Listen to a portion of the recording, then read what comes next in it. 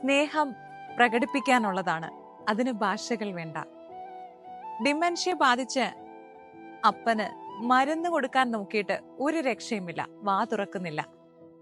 മകൾ അപ്പന് ഒരു മുത്തം കൊടുത്തു, അപ്പൻ വാ തുറന്നു, മരുന്ന് കഴിച്ചു.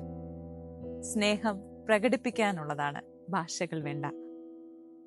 ആശുപത്രി വരാന്തയിൽ മോർച്ചറികളുടെ അടുത്തുകൂടെ പോകുമ്പോൾ കുറെ കരയുന്ന മുഖങ്ങളെ കാണാം. അവർക്ക് വേണ്ടത് ഒരു തോളാണ്.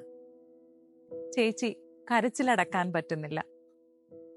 സ്നേഹം പ്രകടിപ്പിക്കാനുള്ളതാണ്.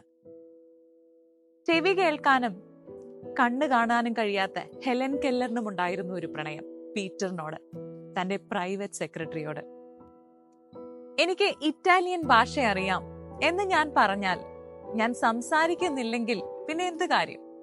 അതുകൊണ്ട് സ്നേഹം പ്രകടിപ്പിക്കുക, വീണ്ടും വീണ്ടും പ്രകടിപ്പിക്കുക. പിശുക്ക് കാണിക്കരുത്.